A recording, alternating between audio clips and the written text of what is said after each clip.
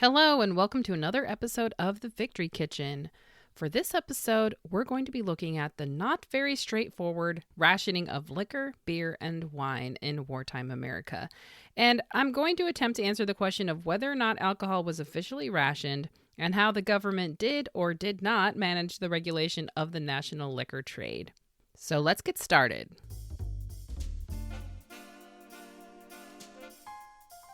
Welcome to The Victory Kitchen, the podcast all about American food rationing during World War II. I'm your host, Sarah Creviston Lee, author, historian, and vintage foodie. I'll be exploring the logistics of food rationing, featuring wartime cookbooks and recipes, and highlighting real homefront experiences. We're going to be learning exactly what our grandmothers had to do to get their food to fight for victory. It is so good to be back recording a new episode. I am about to start another semester of grad school, and it's going to be a pretty heavy semester. So while in my mind I'm thinking, hey, I could totally record some new episodes in my free time, I'm trying to be practical about what I may or may not be able to do. And so wishful thinking, maybe I can. We'll see. But anyway, I do have a few episodes left in season 5 that I'm planning for. And in fact, the next episode, we're going to be talking about pets and rationing. I'm super excited about this one. So when I can, I will get to that one as soon as I can. Yeah, so with that update, let's get into this episode. And we're going to start this episode with a caveat.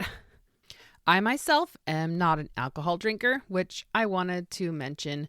I had some previous knowledge about it before, but it was limited and I had a bit of a steep learning curve for this topic.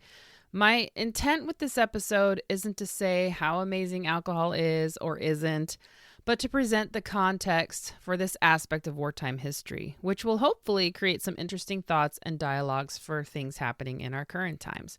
For example, there are some changing attitudes towards alcohol in our culture now.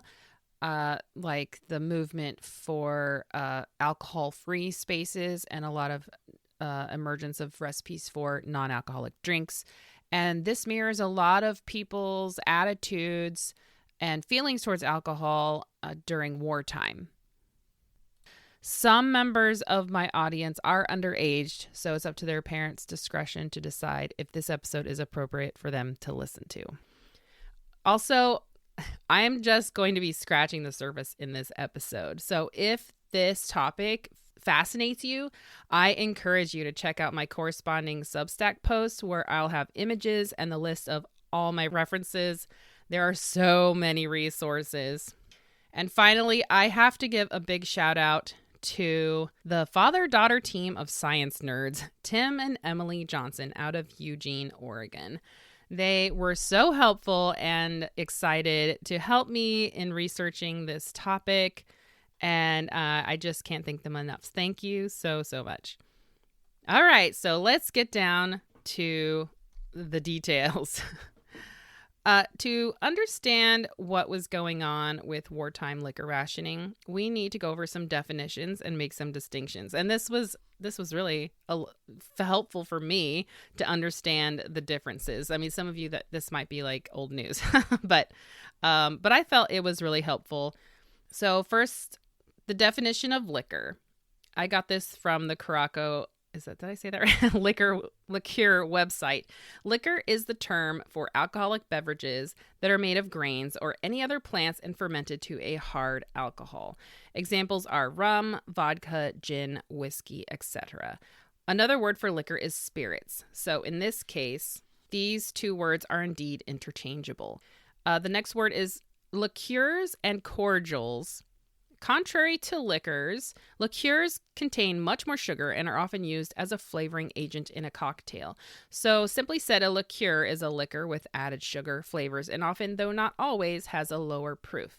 Another word that is often used for liqueurs is cordials. These are also used as a digestive after dinner or in a dessert.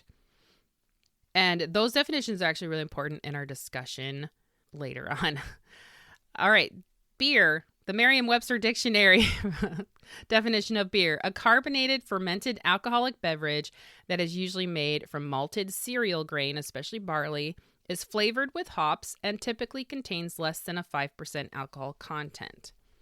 And then wine. Wine is the beverage resulting exclusively from the partial or complete alcoholic fermentation of fresh grapes, whether crushed or not, or of grape must. Its actual liquor content shall not be less than 8.5% volume. Nevertheless, taking into account climate, soil, vine variety, special qualitative factors, or traditions specific to certain vineyards, the minimum total alcohol content may be able to be reduced to 7% volume by legislation particular to the region considered. That information is from the International Organization of Vine and Wine. The different classifications of wines are dry, medium dry, semi-sweet, and sweet, which depend on the sugar content, and carbonated or sparkling wine, like champagne, all of which comes into play in our wartime context.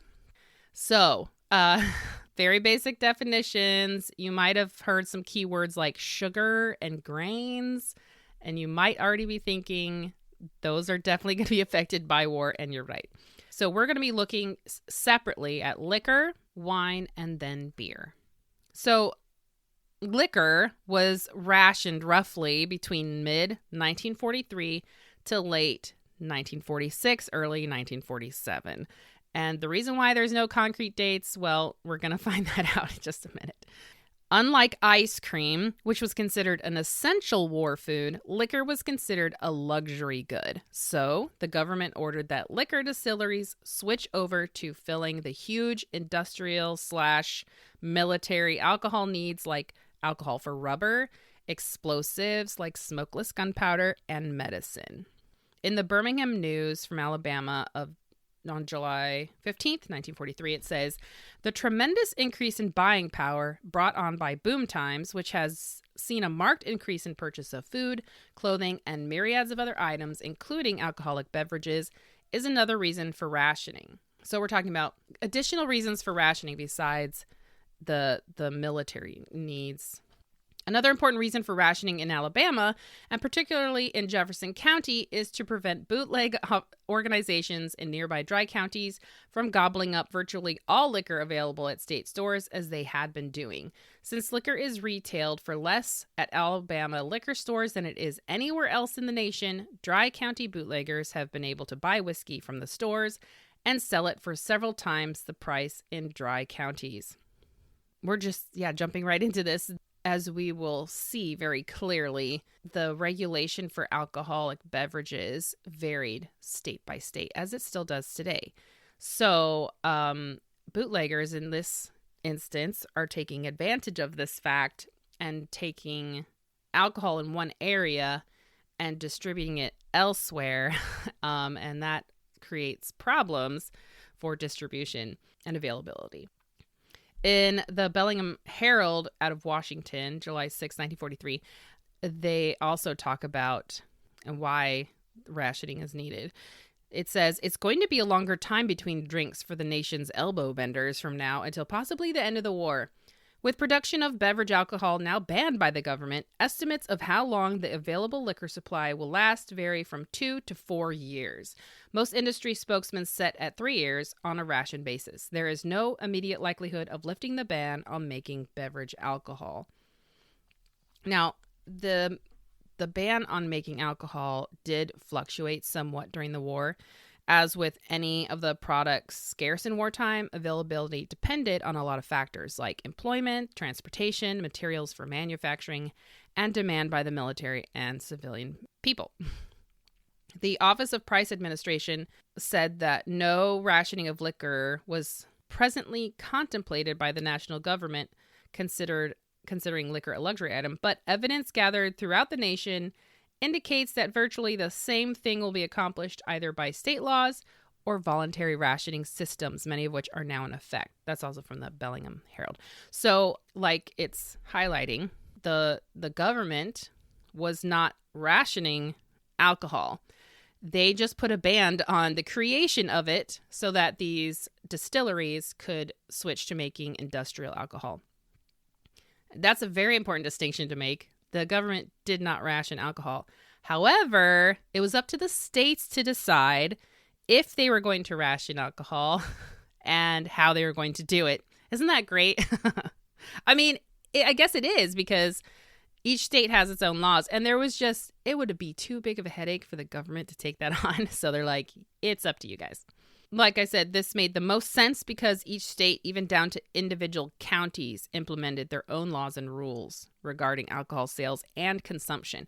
So where I grew up in Indiana, alcohol was sold in grocery stores. Where I live now in Maryland, alcohol can only be bought in liquor stores. In some places, you can't buy alcohol on Sundays. It's such a complicated system, which actually made this topic really hard to research. So I did find kind of a concrete date for when the government cut off the alcohol distillers. So on October 8th, 1942, the alcohol distillers were turned over to producing alcohol for essential war purposes. I found this really interesting commentary in the Evening Courier from New Jersey, 30th of January, 1943. It says, an industry spokesman considers this country lucky to have had distilling equipment available to convert to the manufacture of industry alcohol.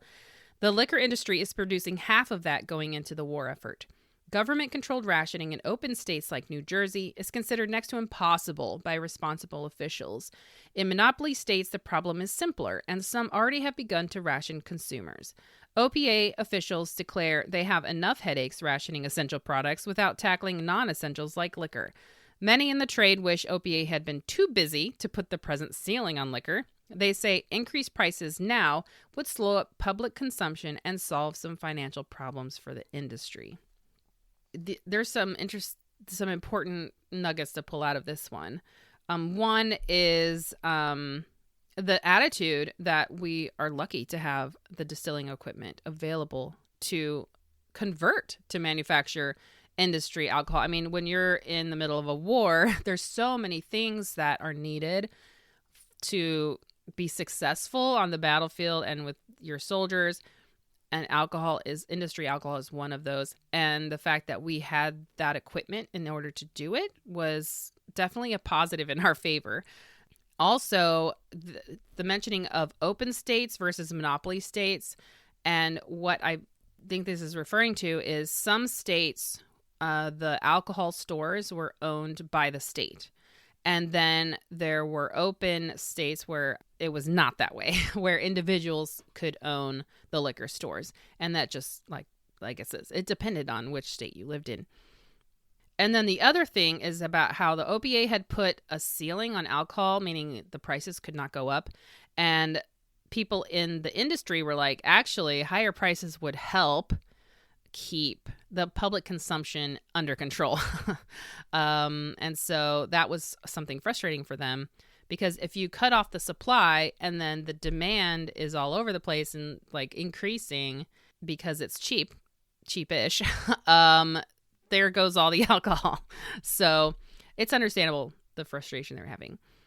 So because alcohol, or liquor specifically, was cut off from being made by the government, the local supplies of liquor in storage and their backstocks were all they had for the duration of the war. It did change a little bit during the war. I did find an account in an Ohio newspaper in 1944 that mentioned that distillers were authorized to resume making liquor that month, but rationing was still in place in that state. So yeah, it did change a little bit just depending, but for the most part, rationing just stayed in place. And all these distillers were making industrial alcohol. Now, we're not only talking about American-made liquor. There was the option of many imported liquors like Cuban rums, Mexican gins, Scotch, and the like. But as you might imagine, the supplies of these quickly ran low as the war progressed. Also in the Bellingham Herald, again, they say, with distillers operating on the assumption that what they have in warehouses now may be all they'll have until the war is over, they have rationed wholesalers in an attempt to stretch out the supplies. The wholesalers, in turn, are rationing the retailers with this result. The pinch already is such that some package stores, bars, and taverns have closed in certain sections of the country, the highest mortality so far being in Ohio, where 1,000 bars and taverns have locked their doors due to lack of supplies. The survey shows the cut in supplies now available varies by sections, ranging from a drop of 90% in some parts of Louisiana to a 25% lowered supply in New York State. Of all the states, only Little Rhode Island reports anything resembling a normal supply. Officials of the War Production Board, who would have the say on whether the nation's distillers sometime during the war could resume at least limited production of alcohol for beverage purposes, declined to make a flat statement on the matter. Of course not. Declaring that much depends on the agricultural situation, how much corn there is, and the demands of our war machine for alcohol used in making gunpowder and synthetic rubber.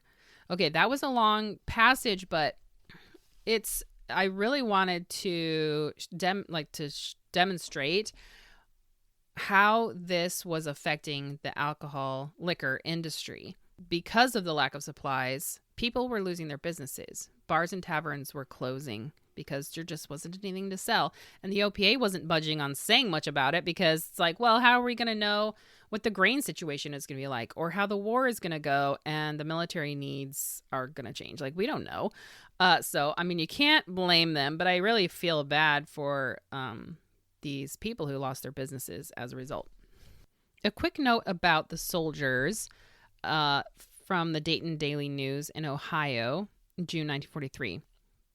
The State Department also informed store managers that all members of the armed forces will purchase their liquor from the state retail store. Application forms for armed forces members are to be obtained from the military post where the individual is stationed. Ration forms for the armed groups are good for 3-month periods and must be renewed at the end of that time. This is really good to know that even that soldiers had a type of rationing and they had to, jump through some hoops in order to buy alcohol. So this leads us into, what did rationing look like? Well, this is hard to pinpoint exactly unless you're looking at a specific state, but we're going to do our best by kind of looking at several different states.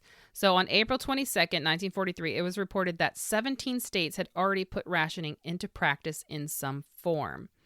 We're going to be looking at a few common characteristics that I've seen with rationing alcohol between these different states. One way they dealt with rationing was that they reduced hours for liquor stores, and tap rooms and bars had limited hours as well. This was very common. One Delaware newspaper in 1943 said, one wholesale liquor dealer here said that supplies had dwindled to such an extent that the stores may be able to keep open only 1 week in each month, unless some plan is formulated to ration remaining stocks. He attributed the shortage to a rush on Delaware supplies made by residents of Pennsylvania, New Jersey, and Maryland. Oh dear.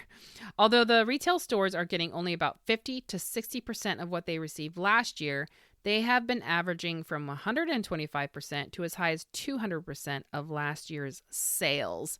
So they're getting much less supply, but the demand is even higher. Double, triple. No, that's not triple. I don't know. Anyway, it's a lot more. So rationing, it depended on what it looked like, depended on the state and their local liquor laws, like I've said. The examples I found in newspapers were from Ohio, Michigan, Vermont, Utah, and Alabama. Of course, there were more, this previous article said there was at least 17 states that had already put rationing into practice. But I think the thread of commonality between these ration systems is that for every case, it seemed that customers would register for and obtain their liquor ration cards using War Ration Book 2. So this was the national rationing book put out by the government. And in order to register for your local ration card for liquor, you had to bring that book with you as your identification. So going back to the Birmingham News from Alabama, July 1943, again, it says, key to liquor rationing in Alabama, which the ABC board will inaugurate sometime during August on a probable 1 pint a week per person basis, will be the new federal ration book number 3 now being delivered. Persons seeking liquor ration cards must take this new federal book with them to ABC stores when they register as the principal means of identification before the board will issue a liquor card. No person under 21 will be eligible to obtain a liquor card, and any misrepresentation on the federal ration book to be used by registrants will bring federal prosecution. A punch card system will be used, with 104 spaces on cards to be punched weekly over a 2-year period for which they are designed. The cards also have been designed to fit neatly into wallet or pocket. Cards will not be transferable. Pamphlets explaining the program in detail soon will be distributed in ABC stores. I had to look up the ABC stores. It stands for Alcoholic Beverage Control Board. And this was also synonymous with like state stores, so the state-owned alcohol stores. Anyway, I really like this article because it talks about specifically how their ration of alcohol will function. And having this punch card, that's something pretty common that I've seen when I've been looking for alcohol ration cards. And it's cool that it lasts for 2 years. It makes it pretty efficient, and that they've been designed to fit neatly into a wallet or pocket. That's true. The ones that I've seen, the ones I have in my collection, are about the size of a business card. So super easy and portable. And yeah, it was a great system. Now we're going to look at Vermont. In the Montpelier Evening Argus from August 1943, it says, "The procedure is simple. Anyone desiring to purchase a quart a week must bring their War Ration Book 2 to the liquor store. Here the clerk transfers required data from the ration book to the new liquor rationing card. The card will bear the name, age, address, and signature of the purchaser. These cards, which expire January 1st, 1944, must be presented to the clerk and be stamped by him upon each purchase." Now, this is a little bit different. These cards only last a few months, like 4 months. And it mentions the War Ration Book 2. The previous article talked about War Ration Book 3, which is interesting because as far as I know, Ration Book 3 didn't come out until September of 1943, and they're talking about this in July. So, I mean, maybe they had to wait. I don't know. But either way, using the National Ration Booklet as identification seems to be a common thread as well. All right, now we're going to look at Michigan. Michigan is a really interesting case because they had a lot of people registering for their liquor rationing cards, and other states were kind of looking at Michigan to see, how are you going to deal with this? And so this article, I'm going to read most of it, but it has some really important details. This is from the Courier News, out of New Jersey, actually, but they're reporting on Michigan. Rationed liquor. Rationing of liquor will go into effect in Michigan about June 1st or as soon thereafter as details can be completed. Registration for ration cards will continue until May 29th. They will be issued only upon presentation of the number 2 ration book, which will be punched in one corner so no person can obtain more than one card. The State Liquor Control Commission will supervise the rationing. It has not yet decided what units of measure will be used, but definitely the units will not be cumulative. In other words, no one will be permitted to go without liquor in one rationing period and obtain twice as much in the next. Unused rationing points will expire at the date of each rationing period. That's an important distinction. Authorities about the country have been slow to come to liquor rationing, staving it off behind the rationing of food, shoes, gasoline, and other much more important articles. Michigan, where an estimated 1.5 million persons will apply for ration cards, sets an interesting example which will be watched by other populous states. With sugar being rationed, with alcohol in demand for synthetic rubber and other purposes, with manpower needed in vital industries, and with clear heads and sound health, vital to the war effort, there is reason for curtailment in the sale of liquor. Rationing no doubt will be a deprivation to many who use liquor, but no greater than the rationing of gasoline has meant to those who drive cars. There's a lot of great info in here. What I really love about Michigan, how they did it, is that they punched the War Ration Books 2 in the corner. And I was able to find one and now have it in my collection. It is very cool. It's kind of like a new little treasure hunt. If you happen to have any War Ration books in your personal collection, or if you come across any, if it's from Michigan and it's Ration Book 2, take a look at it and see if there's a punch in the corner. And it's just a really neat thing. I don't think any other states did that, at least not that I've been able to tell. But I mean, yeah, take a look at any, even any that you find online. that you see in museum collections. Just take a look at Ration Book 2.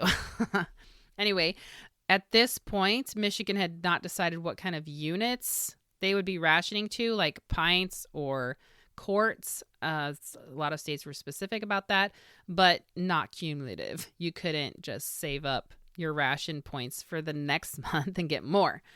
And I think it points out an important point that authorities around the country were slow to come to liquor rationing because, I mean, they already had a headache of other rationing of more important things like food. But Michigan was being proactive about it for so many people. And sugar, which was used in some liquor, and then alcohol being used for other things, manpower needs, and also clear heads and sound health vital to the war effort is a reason for curtailment in the sale of liquor. So they're like, yeah, we want people to have clear heads. So anyway, interesting article. And Michigan is a really good state to study when it comes to liquor rationing. So I also came across some references that alcohol permits were sold in some states. And it seems like they're talking about the liquor ration cards, and in some places you had to buy them, and it was like maybe 25 cents or something. So that's interesting, but I know that didn't happen everywhere. So like the case I'm talking about happened, I read about, it was in Utah. With liquor harder and harder to get, alcohol drinkers turned to beer and wine. So I mean, that's pretty typical in situations of shortages. You just find another alternative. In some cases, people turn to moonshine. Rationing was a catalyst for old concerns from Prohibition years to come back. There was a new call for Prohibition to be brought back, especially by religious organizations or leaders affiliated with Christian societies, most especially women. Similar reasons from Prohibition days in the 20s were given, included some updated ones. So from the Plain Speaker, which is a Pennsylvania newspaper, October 3rd, 1942, it says, the president of the Women's Christian Temperance Union called on the government today to look at the statistics of waste in the labor trade. More than 1 million men could be made available for essential war work from the ranks of the liquor and beer industries, according to their own figures. Ida B. Wise Smith of Des Moines, Iowa, national president of the union, announced a campaign for wartime prohibition. Action should be taken at once to put employees of the alcoholic beverage syndicate to work producing instead of destroying the country's resources. Whoa, that is a pretty strong statement. She further stated that annually there were 2.875 billion pounds of food produce used in making beer and 370 million feet of timber in making beer barrels. Also used annually are 40,360 railroad cars to ship unfilled barrels and glassware, 20,000 tons of steel and beer kegs, and many tons of coal, adding that 990,179 persons were employed in the distribution and sale of alcoholic beverages, 45,790 by breweries alone. That is a lot of numbers. But what she's saying is this alcohol industry, or the liquor trade, is wasting resources. It's taking away labor, million men that could be used for essential war purposes instead, or essential war work. And because, liquor was labeled a luxury, and so they're saying there's way more essential things that these men labor could go to. Also saying that they're destroying countries' resources, aka food, like grains, timber, steel, coal, using train cars to transport unfilled barrels. So she is really going all out on these statistical details. However, not many people were in favor of prohibition. And those arguments, that this woman was talking about, they weren't really heated. One ad said that prohibition is always a failure because prohibition does not prohibit. All you get is bootleg liquor instead of legal liquor, plus no end of crime and corruption. So they're saying this isn't really a valid way to deal with the problem. Rationing of alcohol and beer had concerns on several other fronts. In the Spokane Chronicle from Washington, January 1943, they say the state can do a better job of handling liquor under difficult wartime conditions because it has full control of the sale. Rationing, the way it is being done in this state, will prevent hoarding and safeguard quality. So preventing hoarding is good. Safeguarding the quality of the liquor is also good. And that actually will come into play in just a few minutes. The Women's Temperance Union in an annual meeting read Chaplain Rural T. Perkins' article from the Christian Advocate expressing his worry. He said the system of beer rationing is so geared as to encourage every man to take his ration, and many are becoming beer drinkers for the first time. Even if a boy does not drink, he still has rations and can sell it for a nice sum. There is a possibility of making petty bootleggers out of thousands of boys who do not drink, the report said. Many men have gone to the chaplain about the problem because if they refuse to have anything to do with the stuff, they are considered a quote-unquote heel. A very serious phase of the problem is the using of much-needed planes for the transportation of beer from Australia. The increasing abuse of advertising by manufacturers and retailers of alcoholic beverages was discussed by Miss Louise Quarles. These are pretty serious concerns, especially they're talking about making bootlegger out of thousands of boys. Now, children did not get an alcohol ration in any state. By boys, he may mean young men. Depending on the state, a young man of 18 could buy beer and liquor at the age of 21. In many states, the age was 21 for both. I mean, if you think about it, these young men were going into the military and they're also exposed to the drinking culture there. And so I don't know. It is an interesting argument, but I don't know how accurate his argument is. But the other concern he had was that the system of beer rationing was geared to encourage every man to take his ration, and also like the social pressure to buy alcohol. And if you didn't, then you're considered a heel. So yeah, these were interesting and important concerns. I found another account of one doctor who was opposed for the calls for prohibition, not just because it boosted gangsterism and violence, but because it increased the quantities of the sometimes toxic bootleg liquor being sold on the black market. I found this account in The Times, an Indiana newspaper from March of 1944. It talked about how some soldiers who bought some moonshine from a cellar at a train station in Chicago, and one of the soldiers was killed while 6 others were taken to the hospital sick. And the military police thought the liquor was being sold to soldiers at the train station and nearby saloons. It says, in some cases, they said the bootleggers were getting as high as $14 a bottle. And that's about $250 in 2024 money. That's a lot of money. Yeah, that is a huge concern where the quality of the liquor is definitely in question and it's poisonous. So the bootleg illegal liquor trade during wartime was booming, but they were smashed and put out of business whenever possible. So it wasn't like the government was just sitting back on its hands and being like, well, wartime, blah, blah. But no, like they were trying to, or at least the states were trying to put down these illegal moonshine sellers and distillers. The regulation of alcohol was a very political matter. I came across multiple articles talking about creating new liquor laws or modifying existing laws in the wake of rationing, how much alcohol states were purchasing and whether they were doing a good job or not, forcing certain political measures to make the Republicans or the Democrats look bad, et cetera, et cetera. It's kind of a hairy mess. And then there was the never-ending fight against illegal liquor. Bootlegging was not just a prohibition problem. It was also rampant during World War II. Like I said, shortages equal opportunities to make money. Sugar was the favorite ingredient of bootleggers for making moonshine. Grain could be used, but it took longer to produce a liquor product from the extracted grain sugars. So straight sugar was the easiest and the fastest. As a result, sugar thefts rose significantly. I did not see this one coming. I never thought about stealing sugar. In my mind, I'm thinking, oh, people are just desperate for sugar for baking. Poor innocent little me. No, that's not what it was for. In the Enterprise record from California, December of 1942, it reports on this. It says, the bootleg liquor industry has thrived in New York to some degree, despite repeal and the coming of sugar rationing threatened to destroy it entirely.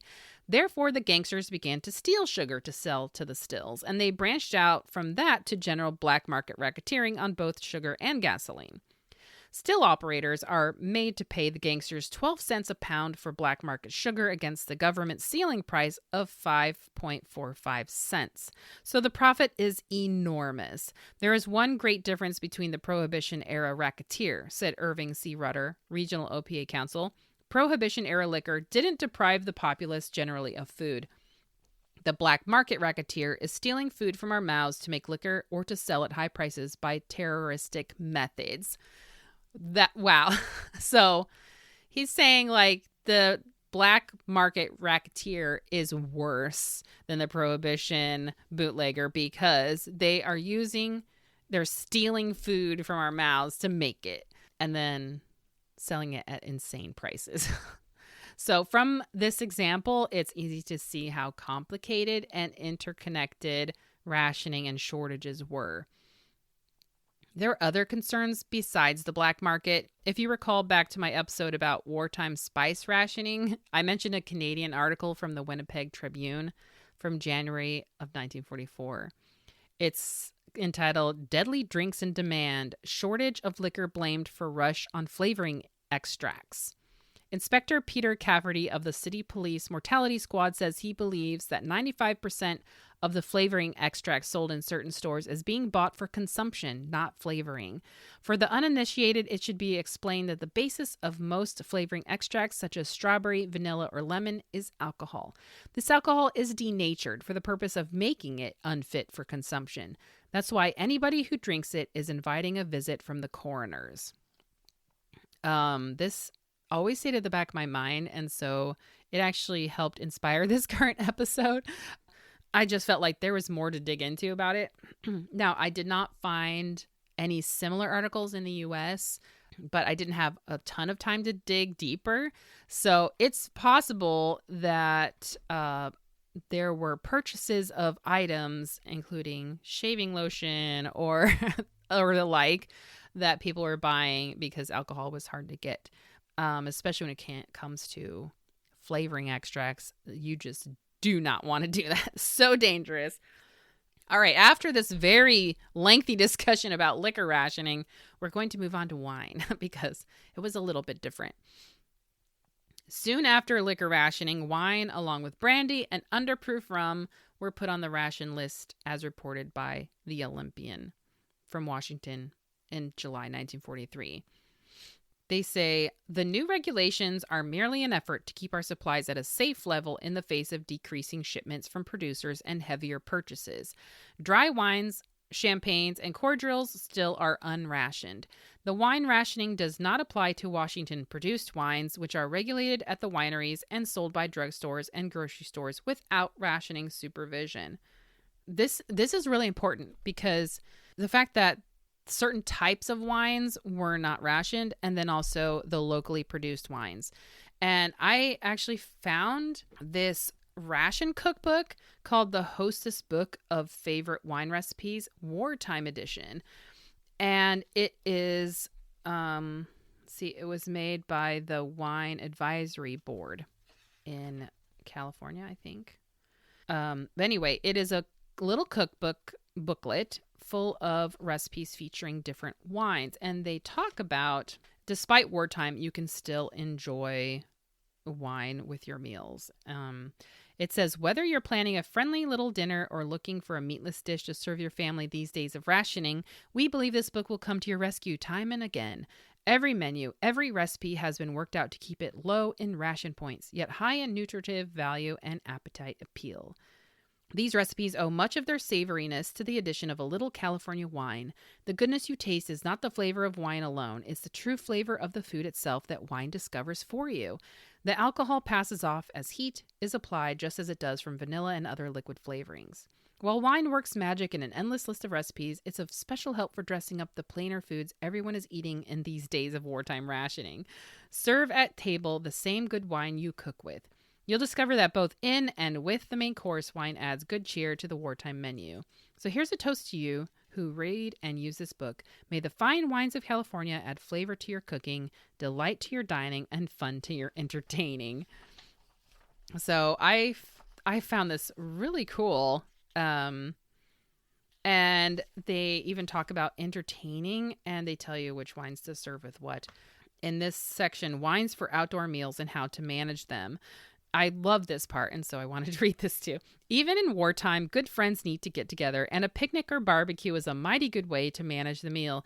Whether you fix the food in the kitchen and serve it in the garden, or cook it over an outdoor grill, you'll want good wine to go with it. Serve California red or white table wine as you please, regardless of what meat or main dish you are featuring. If it's barbecued broilers you are having, you'll probably choose to serve white table wine. California Sauterne or Rhine wine. If it's a bring your own steak supper or a baked bean supper, a sturdy red Burgundy or claret may be your choice. Red table wines, don't need to be chilled, a practical point for picnic service. Another tip, don't carry your best wine glasses out of doors. Everyone will enjoy these good California wines served picnic style, even in paper cups or jelly glasses from the kitchen. So great tips. If you're a wine drinker and want to try some wartime suggestions. But anyway, this just had some really neat things in it. And on my Substack, I did post a recipe from this book for wine barbecue sauce. So if you want to check that out, head over to my Substack.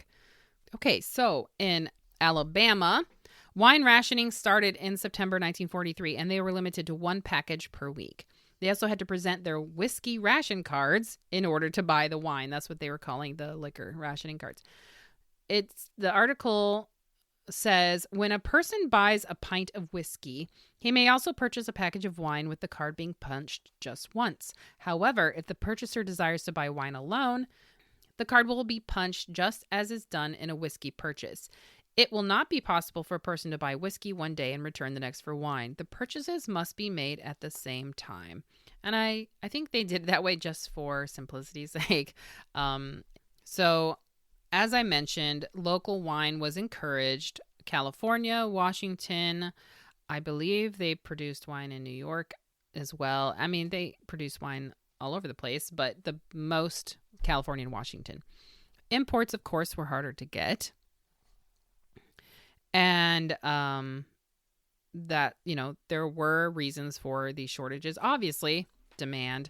But in the Morning News Delaware newspaper from April 1943, it says the lack of wines is quite as pronounced as that of whiskey, but for a different reason. Part of the grapes, which formerly went into wine, are now being dried for use as raisins by the army and for lend-lease. But the greatest difficulty in getting wines is due to transportation. Most of the wine in this country is made in California and shipped east in tank cars for bottling.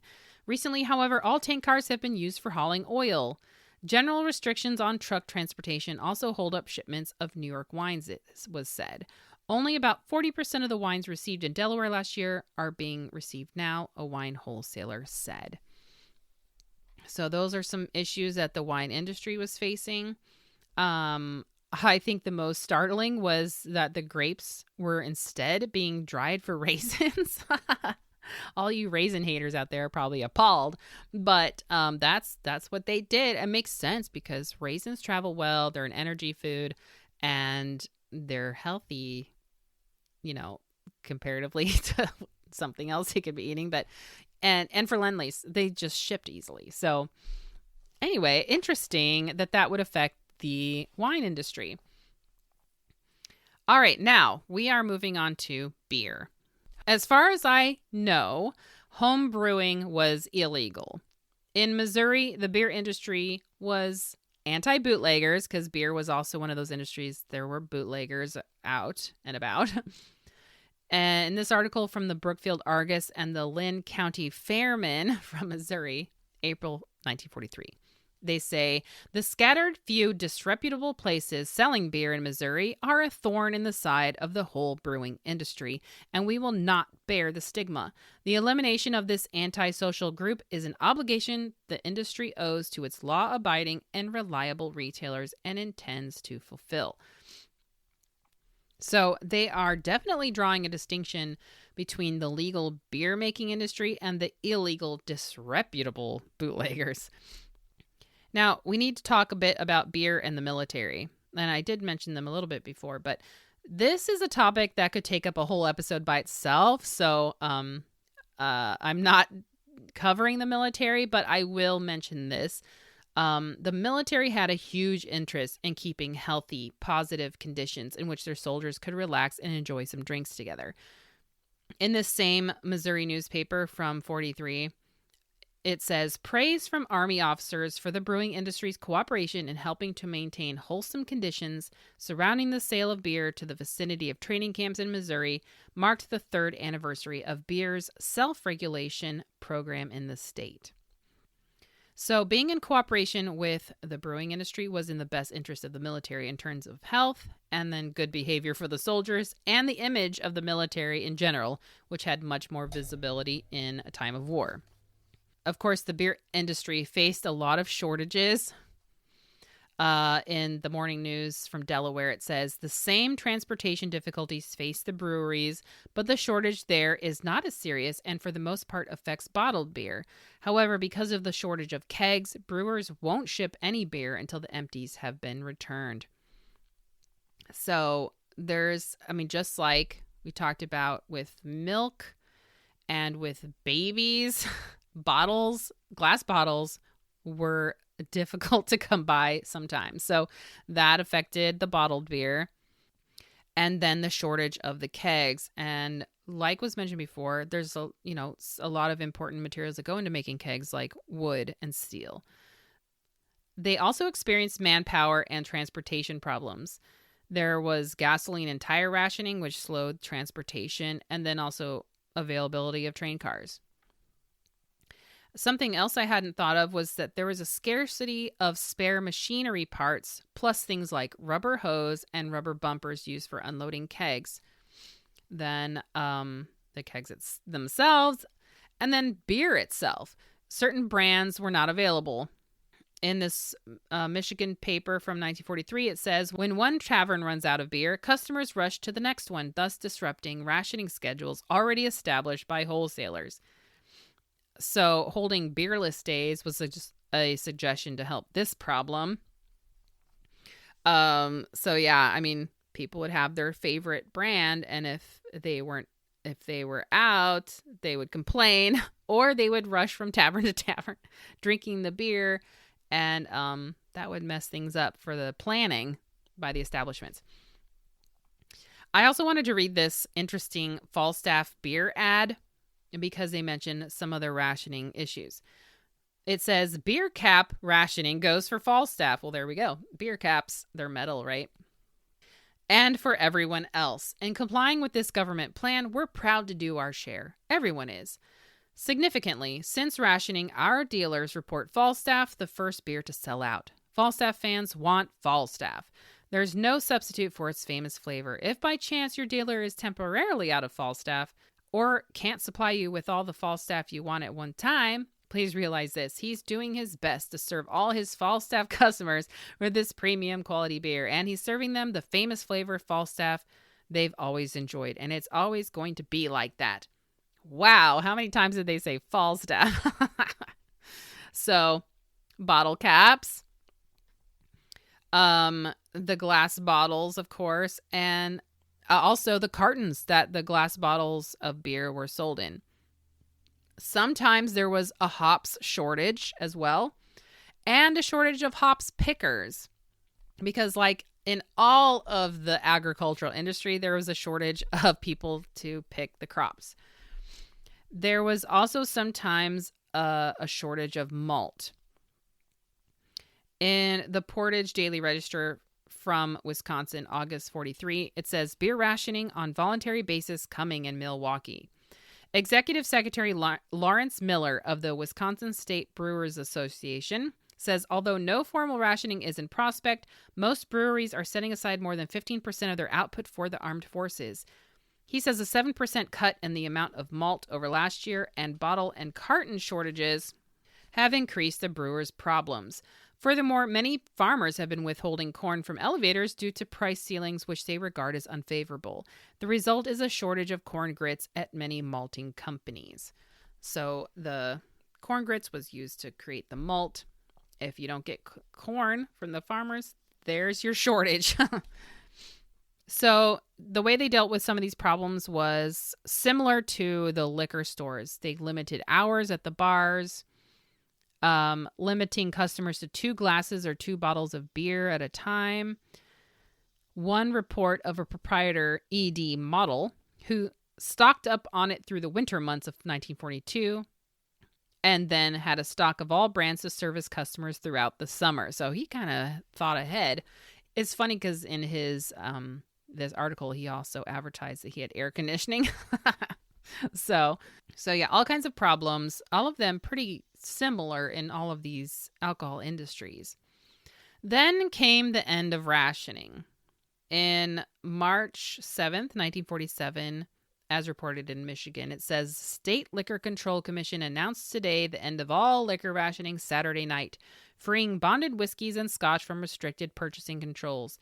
Rationing of blended whiskeys and all other liquor items such as gins, cordials, brandy, and wines are ended several months ago. And then in the Great Falls Tribune of January of 47, this is a little bit earlier, although rationing will end, liquor permits still will be necessary, but the quantity of liquor will not be limited by the permit. I think that's interesting. So the rationing did come to an end, although it, much like sugar, it came to an end post-war by several years, or a couple of years, and things went back to normal.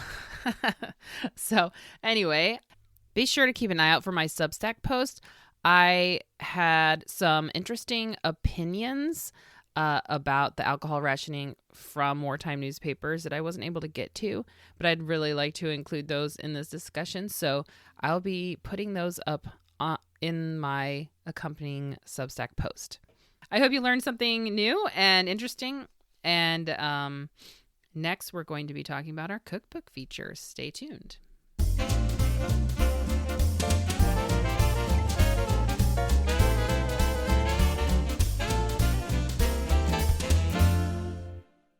I've opted to keep my podcast free of ads because it's simpler for me and I prefer to listen to uninterrupted podcasts myself, which I'm sure many of you do as well. If you'd like to support my podcast, there are a few ways to do this. 1 is by listening, which I assume you're already doing. 2 is by sharing the podcast with people you think might be interested. 3 is reviewing. I would love to have your review of my podcast wherever your podcast streaming service. If they have a reviewing feature, please leave my podcast a review. 4 is you can join Substack as a free subscriber on victorykitchenpodcast.substack.com. 5, you can support me on Substack by becoming a monthly or yearly paid subscriber. This goes toward accessing resources for research and helps with the day-to-day expenses of running a podcast. I post exclusive content for my paid subscribers as well. And finally, if a regular contribution isn't possible, I also have a tip jar on my webpage, thevictorykitchenpodcast.com. Thank you so much for listening to my podcast. It means a lot to me to have such a great and varied audience. If you have a chance to support my podcast in any of these ways, I would appreciate that so much. Thank you.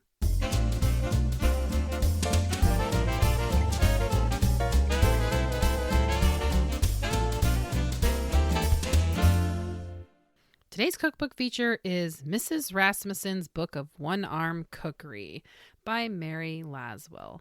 Now, this cookbook is a little bit different than what we normally talk about in podcast episodes.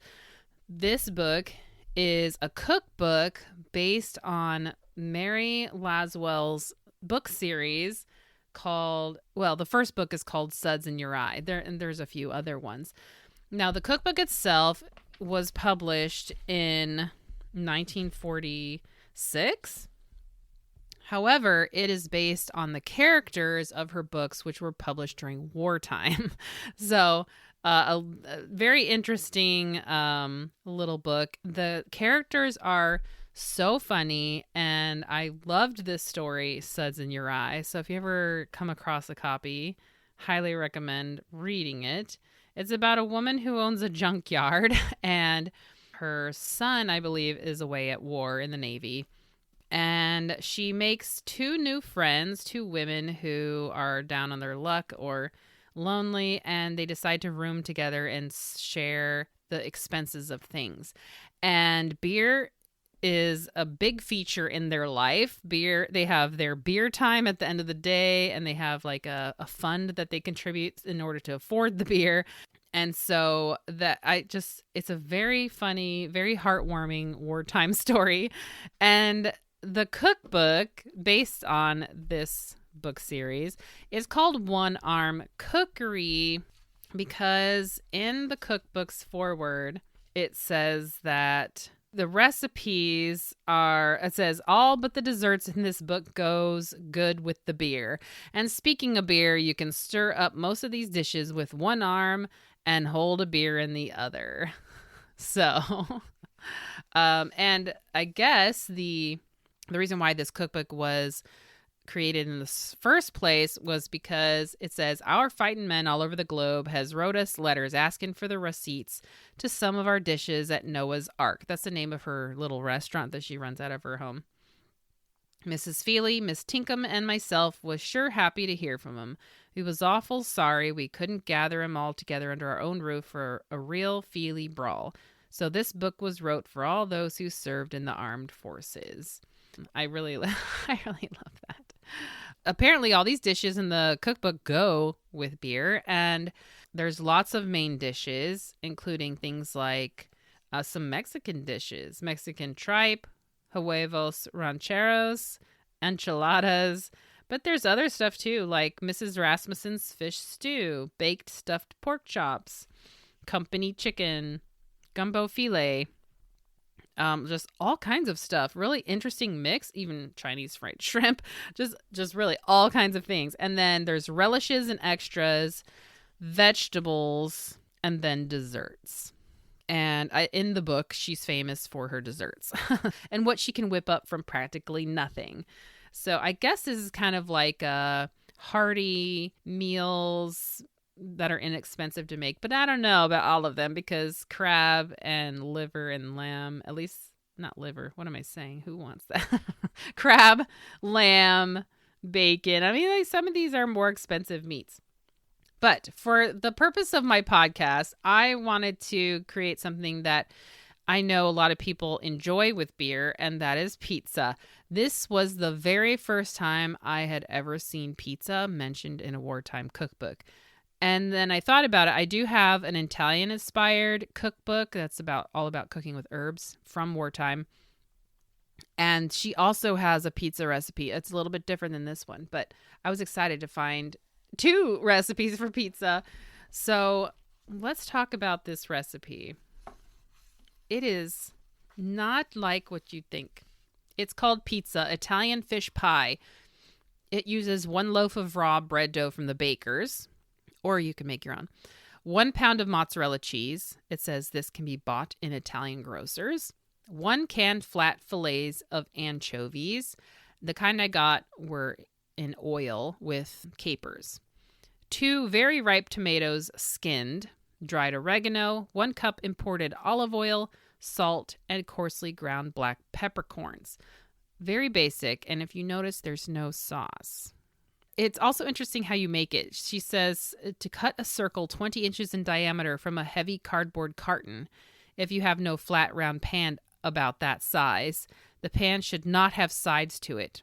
And so how you make this is you roll out your dough until it's a 1/2 inch thick. You place on the cardboard or pan slightly greased. The cardboard, you definitely want to grease that. And pinch the edges up to form a low rim of the dough, as for a pie. On the dough, place the sliced mozzarella cheese, covering the dough evenly. So because it says sliced mozzarella cheese, I was thinking they meant fresh mozzarella. So that's what I used. So I just sliced it off the ball of cheese. Cover the dough evenly with the cheese. Distribute the pieces of ripe peeled tomato around on top of the cheese. I did not peel my tomato. I don't mind the skin, so I just left it on. Plus, peeling tomatoes is super annoying. The tomato should be so ripe that it has the consistency of canned tomato pulp. Wow. I just used regular tomatoes. They don't sell them like that at the store. And my tomatoes weren't ripe in my garden yet. Moisten thoroughly with the oil. Okay. And now it says the oil. I think it's just part of the 1 cup of olive oil. Yes, you are pouring an entire cup of olive oil on this pizza. I was just mortified. Like, what? It's going to be drenched. I ended up only using half a cup in total of the olive oil. I just couldn't bring myself to do a whole cup. Okay, then you add the anchovy fillets, placing them evenly on the cheese and tomato. Grind the pepper heavily over the top of the pizza and then pour on the rest of the oil. Do not skimp, it says.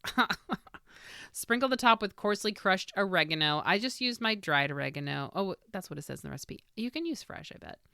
And bake in a very hot oven until the pizza is brown and bubbling on top and the bread dough crisp and crusty on the other side, on the underside. So I just used the oven temperature that I bake like my own pizzas or frozen pizzas at, which is 400 degrees. That's pretty hot.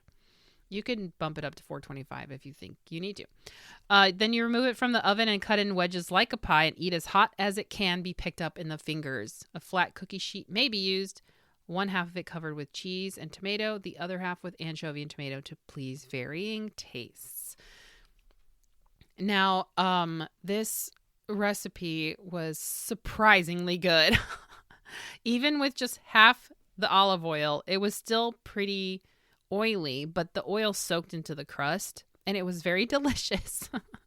It actually is a main flavor of this pizza because there's no sauce. The individual ingredients really shine.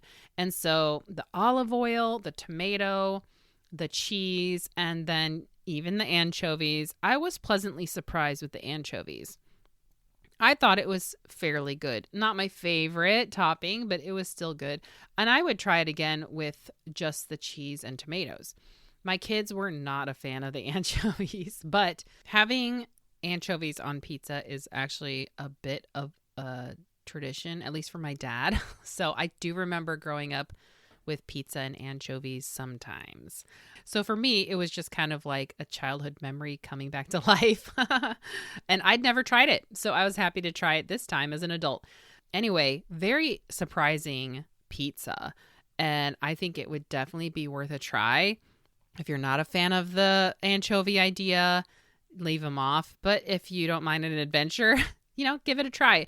I also used the capers from the can of anchovies to put on the pizza. I love capers, so I thought this was, couldn't go wrong with that. Anyway, it turned out to be a very beautiful pizza. Delicious. Give it a try.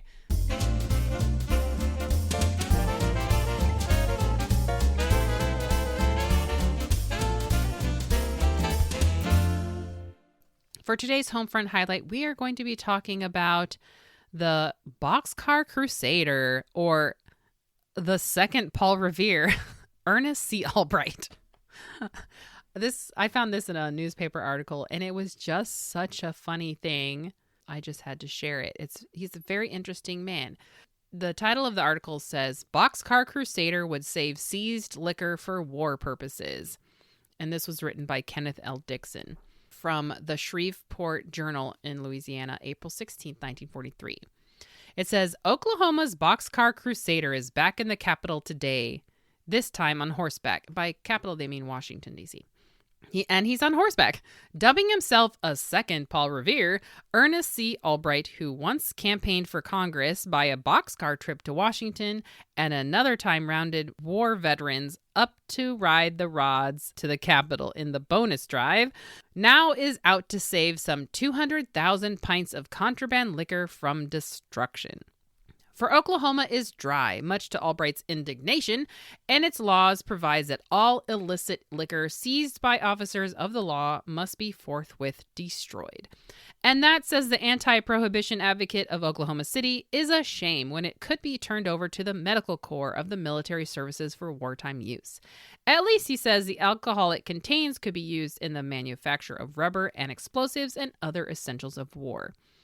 But the Oklahoma legislature failed to heed his fervent pleas, so he dropped his campaign for mayor of Oklahoma City and came to Washington. As may be deduced from the foregoing, the one-time newspaper publisher and erstwhile secretary to William, Alfalfa Bill, Murray, is not averse to public notice when he dons his crusading clothes. This time he dressed like historical pictures of Paul Revere and planned to straddle his mount by the name of Prince of Wales and cantered down Pennsylvania Avenue to the White House to petition the president. But one horse is a parade on the avenue, and parades around the White House are out for the duration. He next planned to gallop up the avenue to the Capitol to tackle his congressman, but that was ruled out too. So he's just going to trot around town for the benefit of the general public and incidentally petition Congress to do something about saving that 200,000 pints of bootleg. Well, I mean, you have to give him points for perseverance and dedication and passion. This brings up a really important point that some of the dry states, they were seizing this illegal liquor and destroying it. And he was saying, hey, why are we wasting this perfectly good alcohol when it could be going to the war effort? I mean, it makes sense to me. And he was doing something about it. I mean, in a kind of silly way, but I mean, it got people's attention.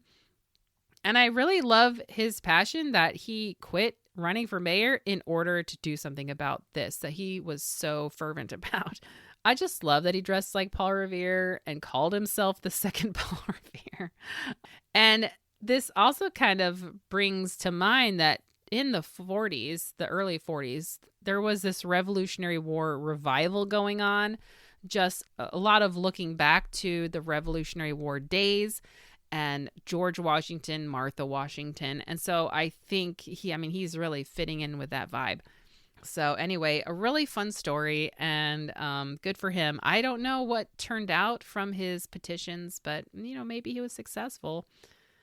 All right, well, that is it for today's episode. My goodness, this one was a doozy. And I really hope that you learned something new and interesting and that you're thinking a little bit differently about wartime alcohol rationing. I had never even thought about it until I started digging into that one little newspaper article. Anyway, thanks again for listening. Please support my podcast in any way that you can. And I will talk to you next time. Bye.